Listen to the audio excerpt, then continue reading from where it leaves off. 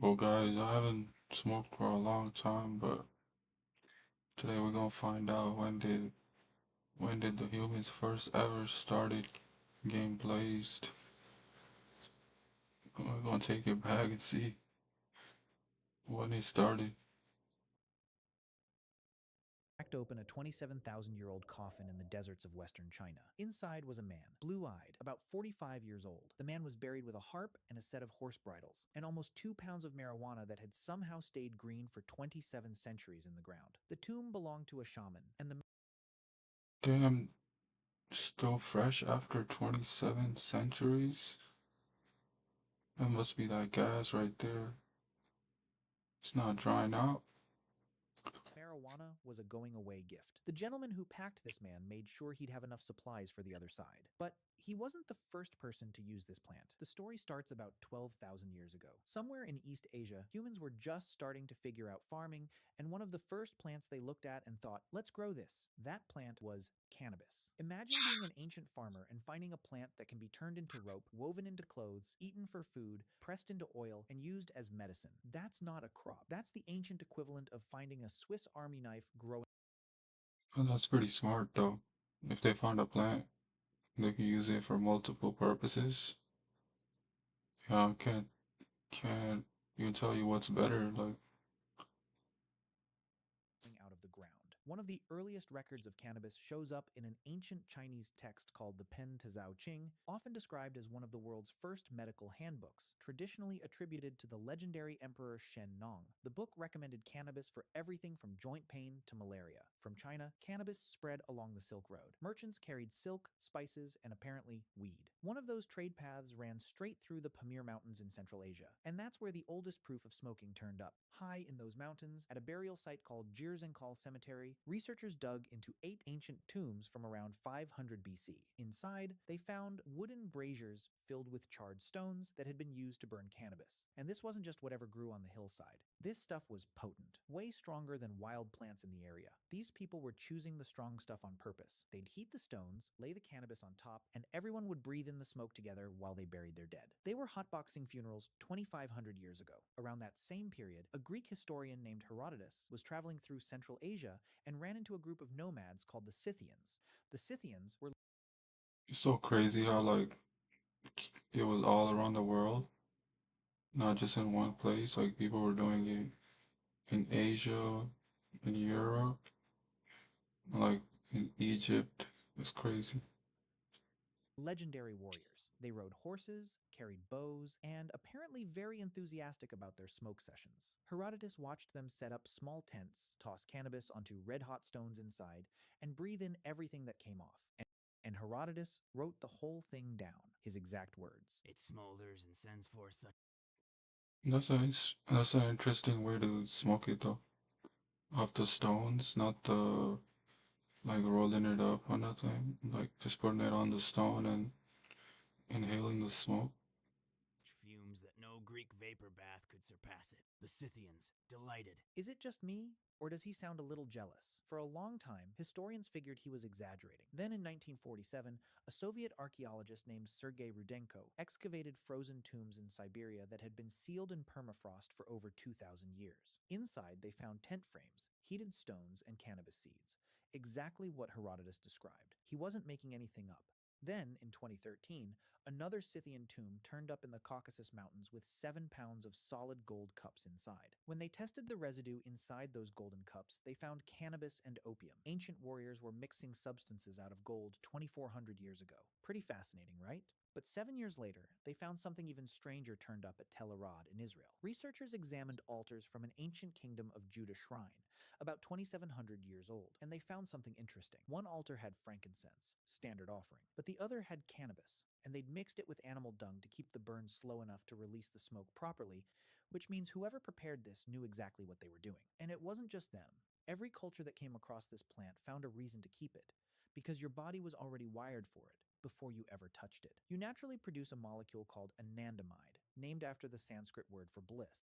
But the thing is, if you do it 24/7, it's really bad for you. I'm not gonna lie, I did that before. It's not good. Cannabis just happens to produce a chemical that fits into the exact same slot, like a spare key to a lock your body already had, which explains why halfway across the world in India they weren't just using it, they were worshipping it. India has been using cannabis longer than almost anyone. Their oldest sacred Let's text, the go. Atharva Veda, lists cannabis as one of five sacred plants. Lord Shiva, one of the biggest gods in Hinduism, is called the Lord of Bang, a drink made from cannabis leaves and milk. The story says after he swallowed a poison that could have ended the world, it was bang that brought him back to calm. People still make the same drink during Holi and Shivaratri almost 3,000 years later.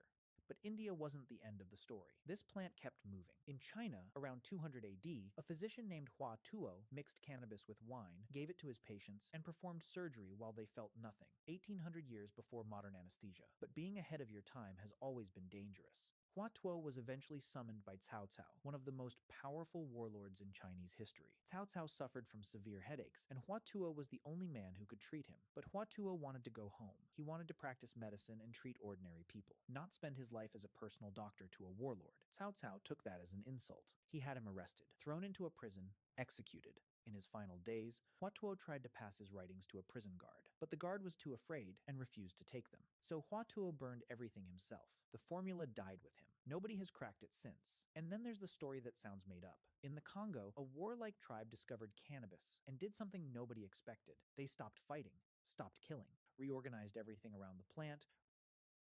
That's crazy. It made them more peaceful. I can't lie, that's pretty accurate though. When you do it, it calms you down. Renamed themselves the Bena Riamba, the Sons of Hemp, and turned their territory into a place called Lubuku, which means friendship.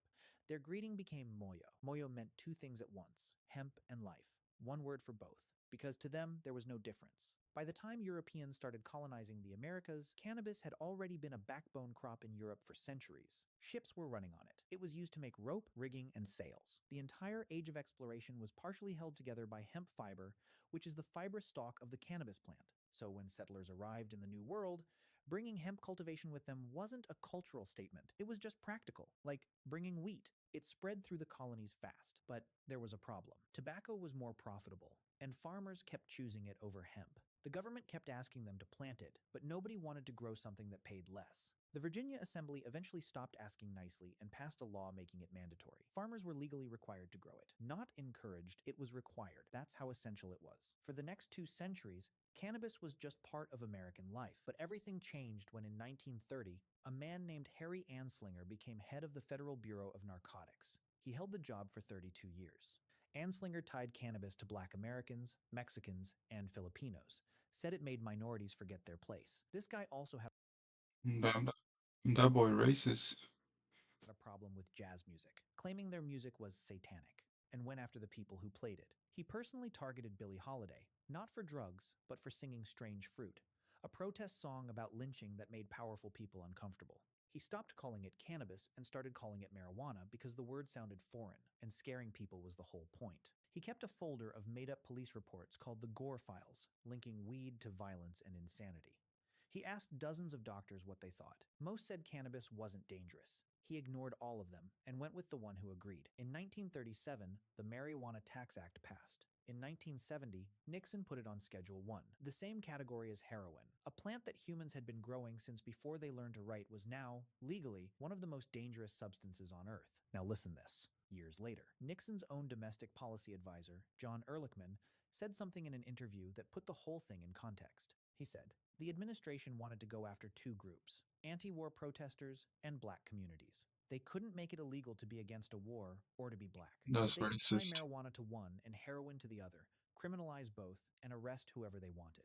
That's not speculation. That's a direct quote from the man who helped build the policy. In 1988, the DEA's own judge, Francis Young, spent 2 years reviewing all the medical evidence and concluded that marijuana should not be classified alongside heroin. He recommended moving it off from Schedule 1. The DEA rejected his recommendation and kept it exactly where it was. Cannabis has been part of human life for 12,000 years. It's been illegal for about 90. That's less than 1%. For virtually all of history, Damn, 12,000 years? That's crazy. We've been doing it for like a quarter of a century. this plant was just there. You made rope from it in the morning and burned it at a funeral in the evening. A tribe rebuilt their whole world around it and greeted each other with a word that meant hemp and life in the same breath. And that shaman in the desert, the one with the harp and 2 pounds of weed, he didn't know about drug schedules or political agendas. He just knew the plant did something worth keeping. And